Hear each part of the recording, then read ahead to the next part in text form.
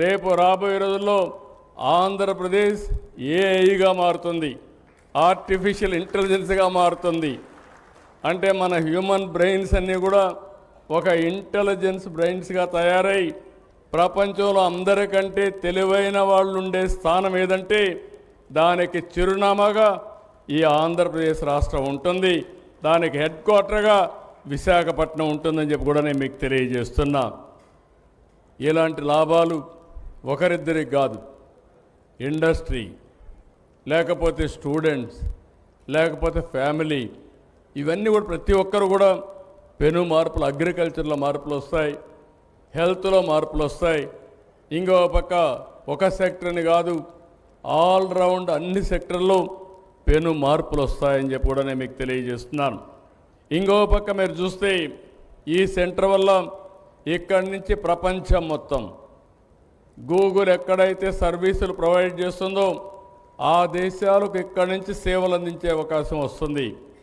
ఇక్కడ ఉండే యువత ఏఐ నేర్చుకుని వీళ్లే కాకుండా ఈ ఏఐ ఉపయోగించుకోవాలనుకునే ప్రతి ఒక్కరూ, ఈ డేటా సెంటర్ ఉపయోగించుకోవాలనుకునే ప్రతి ఒక్కరూ ఇక్కడ సంస్థలు పెట్టే పరిస్థితికి వస్తారు.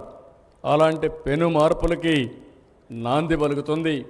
ఇక్కడి నుంచి సబ్సీ ఏదైతే కేబుల్ ఉందో ఇది సింగపూర్ వరకు తీసుకుపోయి ప్రపంచం మొత్తం అనుసంధానం చేస్తారని చెప్పి కూడా నేను మీకు తెలియజేస్తున్నా. పోలవరం కూడా ఘాటున పెట్టాం. మీ అందరూ గుర్తుపెట్టుకోవాల్సిన అవసరం ఉంది.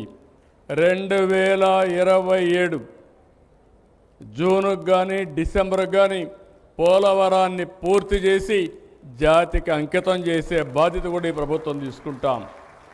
ఇలాంటి పనులన్నీ చేస్తూనే ఒక పక్క అభివృద్ధి, ఒక పక్క సంక్షేమం, ఇంకో పక్క సుపరిపాలనతో ఈ ప్రభుత్వం ముందుకు పోయే పరిస్థితి వస్తూ ఉంది.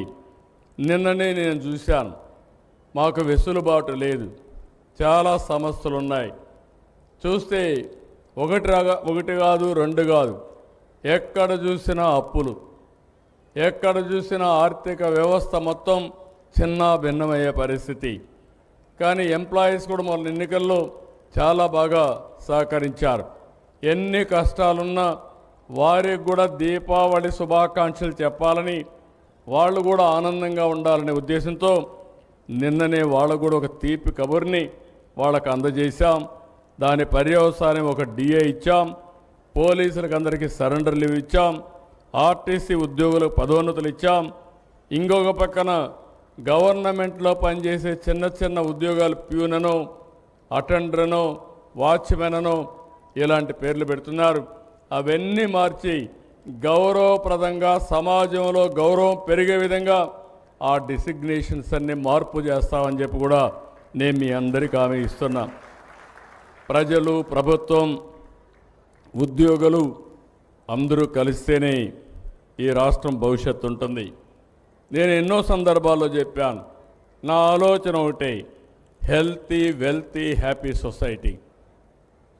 ప్రతి ఒక్కరికి ఆదాయం రావాలి. ప్రభుత్వం సంక్షేమ కార్యక్రమాలు ఇస్తున్నాం, సూపర్ 6 ఇస్తున్నాం, కేంద్రం రిఫార్మ్స్ తీసుకొస్తూ ఉంది, వాళ్ళు కూడా సంక్షేమ కార్యక్రమాలు ఇస్తున్నారు. ఈ రెండు కలుపుకుంటే ఇంకొక స్టెప్ ముందుకు పోవాలని ఈరోజు జిఎస్టీ రిఫార్మ్స్ తీసుకొచ్చారు. ఇలాంటి రిఫార్మ్స్ ఇంకా చాలా అవసరం ఉంది, ఇవన్నీ కూడా తీసుకొస్తాం. ఇది కాకుండా P4 కూడా తీసుకొచ్చాం. ఇప్పుడే చిన్ని గారు చెప్పారు, ఎంపీ గారు చెప్పారు, ఆయన అభినందిస్తున్నా. విజయవాడలో ఉండేవాళ్ళు ప్రపంచం మొత్తం బ్రహ్మాండంగా రాణిస్తున్నారు. మీతో పుట్టిన వాళ్ళు మీ ఊర్లో ఇంకా పేదరికంలో ఉన్నారు. అలాంటి వారందరికీ అండగా నిలబడే బాధ్యత, P4ని ఒక బాధ్యతగా స్వీకరించే బాధ్యత మీరందరూ తీసుకోవాల్సిందిగా మిమ్మల్ని అందరినీ కోరుతున్నా. ఈరోజు దీపావళి పండుగ చాలా హ్యాపీగా జరుపుకుంటున్నాం. ఈ విధంగానే రాబోయే రోజుల్లో 2047కి తెలుగు జాతి ప్రపంచంలోనే అగ్రజాతిగా ఉండాలని, నెంబర్ 1గా ఉండాలనేది నా సంకల్పం. అది తప్పకుండా సాధ్యమవుతుంది. ఈరోజు ఇంకొక పక్కన మీరు చూస్తే ప్రధానమంత్రి నరేంద్ర మోడీ గారు 25 సంవత్సరాలు అంటే 21st సెంచరీలో 25 సంవత్సరాల్లో ముఖ్యమంత్రిగా ప్రధానమంత్రిగా కంటిన్యూ అవుతున్నాడు. ఇంకొక నాలుగేళ్ళు ఉంటాడు, అంటే 30 సంవత్సరాలు.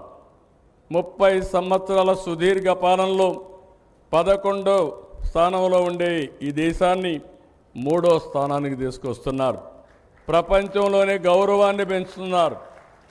ఒక సమర్థవంతమైన నాయకుడిగా ఈ దేశాన్ని ముందుకు తీసుకుపోయే బాధ్యత తీసుకున్నారు. నాకు ఏమాత్రం అనుమానం లేదు, 2047కి ప్రపంచంలోనే నెంబర్ 1 ఆర్థిక వ్యవస్థగా భారతదేశం ఉంటుందని మీ అందరికీ విజ్ఞప్తి చేస్తున్నా. ప్రపంచంలో నెంబర్ 1 ఆర్థిక వ్యవస్థగా ఉంటే నా ఆలోచన అందులో స్వర్ణాంధ్రప్రదేశ్ నెంబర్ 1గా ఉండాలని. స్వర్ణాంధ్రప్రదేశ్ నెంబర్ 1గా ఉంటే మీరు మీ కుటుంబం ఎక్కడుంటారో దీపావళిలో మీరు కూడా ఆలోచించుకోండి. మీరు కూడా ప్రణాళికలు తయారు చేసుకోండి. మీరు కూడా ముందుకు రండి. అందరం కలిసి పండుగలు జరుపుకుంటూ మన వారసత్వాన్ని కాపాడుకుంటూ అదే సమయంలో మనమందరం కూడా ఇంత మునుపంత హార్డ్ వర్క్ చేసేవాళ్ళం. నేను అందుకే పదే చెప్తున్నాను, కష్టపడక్కర్లేదు, స్మార్ట్గా పనిచేస్తే చాలు. ఒక సెల్ ఫోన్ ఉద్యోగస్తులకు కూడా చెప్తున్నా, 6 గంటల పైన మీరు పని చేయొద్దని చెప్తున్నా. ఎప్పుడన్నా వరదలు వచ్చి విపత్తు వస్తే రండి, అప్పుడు పని చేయండి. మిగిలినప్పుడు మీ ఇంటికి వెళ్ళండి, కుటుంబ సభ్యులతో ఉండండి. దానివల్ల మీరు కూడా మళ్ళీ నిద్రలేసి వచ్చి బాగా పనిచేసే అవకాశం వస్తుంది. మీరు కూడా తక్కువ పని చేయండి, ఎఫెక్టివ్గా పనిచేయండి. ఇది సాధ్యం అని చెప్పి వారికి కూడా తెలియజేసుకుంటూ ఈరోజు మళ్ళీ ఒకసారి మీకు అందరికి విజ్ఞప్తి చేస్తున్నా, విజయవాడలో ప్రతి శనివారం ఆదివారం మీరందరూ ఆనందంగా ఉండి మంచి ఈవెంట్లు ఇక్కడ జరుగుతూనే ఉండాలి. మీ కష్టపడి వారం అంతా కష్టపడండి. 2 రోజులు అన్నీ మర్చిపోయి ఆనందంగా ఇంటి దగ్గర ఉండి మీకు నచ్చిన పని చేసి మళ్ళీ మీ ఎనర్జీ ఛార్జ్ చేసుకుని మళ్ళా మండే ముందుకు పోయే పరిస్థితి రావాలి. అలాంటి వాతావరణాన్ని కల్పించడానికి ఈ ప్రభుత్వం ముందుకు వస్తున్నాం. మీరు కూడా గుర్తుపెట్టుకోవాలి, మళ్ళీ చెప్తున్నా, వైకుంఠపాళి మాత్రం వద్దు. వైకుంఠపాళి వస్తే పైకి ఎక్కించడం, మళ్ళా మీరు కిందికి రావడం, మళ్ళా పట్టుకొని పైకి పోవడం, ఇది చాలా సమస్యలు సృష్టించే పరిస్థితి వస్తూ ఉంది. సుస్థిరమైన పాలన, సమర్థవంతమైనటువంటి రాష్ట్రం కోసం దోహదం చేసే పరిస్థితి వస్తుంది. అలాంటి సమాజాన్ని క్రియేట్ చేసుకోవడం కోసం మళ్ళీ నరకాసురుడు వధ ఎప్పుడూ మీకు గుర్తుపెట్టుకోవాల్సిన అవసరం ఉంది. చెడుని ఎప్పుడు కూడా ఖండించాలి, మంచిని ప్రోత్సహించాలి. అప్పుడే మనం అనుకున్న లక్ష్యాన్ని సాధించగలుగుతామని చెప్పి తెలియజేసుకుంటూ ఈ దీపావళి మీకు, మీ కుటుంబానికి, మీ బంధువులకు, మీ మిత్రులకు అందరూ కూడా నూతనమైన వెలుగులు తీసుకురావాలని మనస్ఫూర్తిగా ఆకాంక్షిస్తూ సెలవు తీసుకుంటున్నా. Happy Deepavali.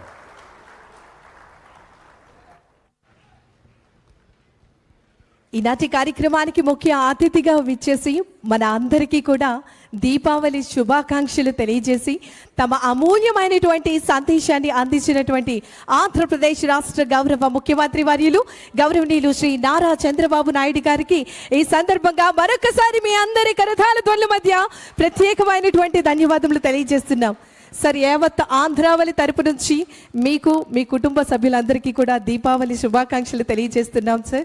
Thank you very much. ఇప్పుడు గౌరవ ముఖ్యమంత్రి వర్యులు గారి చేతుల మీదుగా కొన్ని అవార్డ్స్ను అందించవలసిందిగా వారిని సాదరంగా కోరుతున్నాం. Amaravati shopping festival 2025 super GST super సేవింగ్స్లో భాగంగా 13వ తేదీ నుంచి ఈ రోజుటి వరకు కూడా ఇక్కడ స్టాల్స్ని ఏర్పాటు చేయడం జరిగింది. వివిధ కేటగిరీస్లో అవార్డును ఇప్పుడు అనౌన్స్ చేయడం జరుగుతుంది. దయచేసి గమనించి అవార్డీస్ని వేదిక మీదకి రావాల్సిందిగా కోరుతున్నాం. ముందుగా బెస్ట్ స్పాన్సర్ అవార్డుని అందుకోవాల్సిందిగా ఇన్వైట్ చేస్తున్నాము. Stall number 35. Heartiest welcome on to the stage Ramco cements నుంచి శ్రీనివాస వర్మ గారు వేదిక మీదకి విచ్చేసి ఉన్నారు. మీ అందరి కరతాళ